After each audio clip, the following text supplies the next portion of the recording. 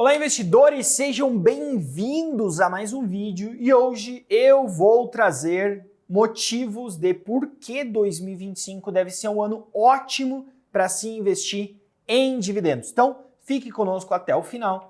Com isso, você vai conseguir entender quais são as razões que me levam a acreditar que dividendos será a grande oportunidade do momento, tá certo? Antes de começar esse vídeo, queria lhe convidar a se inscrever no nosso canal, fazer parte dessa nossa comunidade Suno, que ajuda a educar investidores, que ajuda os seus investidores a alcançar os objetivos financeiros que você tem. Então se inscreva, deixa um like nesse vídeo e coloca qual o seu perfil de investidor. Você compra dividendos, é mais de fundos imobiliários? Qual que é o seu perfil? Eu gosto de saber, coloca nos comentários.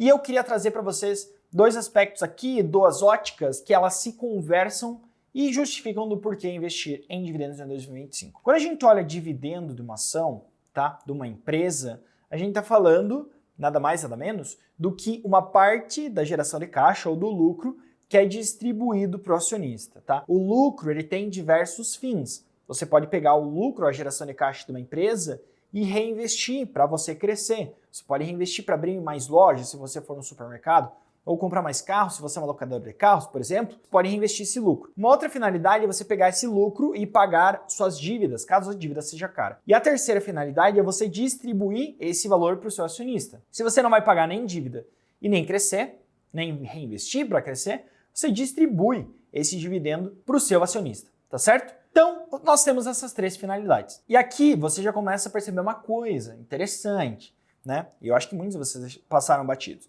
Perceba que esse aspecto ele depende intrinsecamente da empresa. Se a empresa for bem, ela vai ter mais caixa, mais dinheiro para distribuir como dividendos. E se o operacional da empresa não for muito bem, você tem um caixa menor para distribuir. Quando a gente pega os resultados recentes das empresas, pelo menos as empresas que a gente acompanha internamente aqui na Suno, nós temos visto que as empresas estão tendo resultados operacionais muito bons. O que isso significa, João? Significa que tem sobrado mais dinheiro para você distribuir, né? Então tem mais dinheiro sobrando para você passar esse dinheiro para o seu acionista, seja na forma de dividendos, seja na forma de juros sobre capital próprio, ou até recompra de ações. Então, o operacional das empresas continua sólido, está muito sólido e, na minha visão, 2025 deve ser um ano de continuidade. Os resultados devem continuar bastante fortes. Ótimo! Esse é o primeiro pilar do dividendo, né? Lembrem, pessoal, o dividend yield, e aí é uma métrica que muitos de vocês olham, ele relaciona quanto que a empresa está pagando de dividendos e perceba que isso só está relacionado com a empresa. Então, o numerador ele depende da empresa e, como eu falei para vocês, esse numerador tem performado muito bem ao longo dos últimos trimestres e, na minha visão, 2025 deve ser um ano bastante positivo para isso também. E no numerador, a gente tem o preço que você paga por uma ação, né?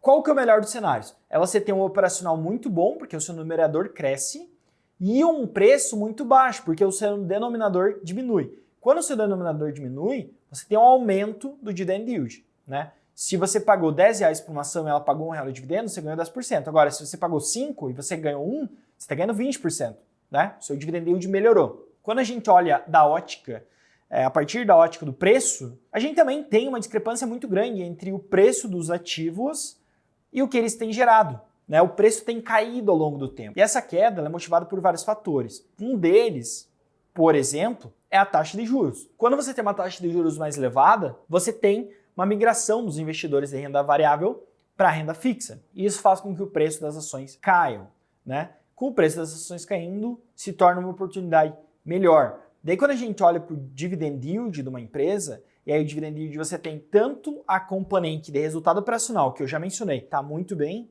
tem andado muito forte, e a parte dos preços que tem caído e também estão bastante atrativas. Quando você junta esses dois fatores, você tem um aspecto de que 2025 deve ser um ótimo ano para pagadoras de dividendos, principalmente aquelas empresas sólidas que têm demonstrado bons resultados, mas que a sua cotação não reflete isso, tá? E aí, só para finalizar esse vídeo, uma coisa interessante que eu queria trazer para vocês também é um fato curioso. Uma empresa que E aí eu falei para vocês, né? Você tem várias funções para esse lucro. Você pode distribuir ou reinvestir.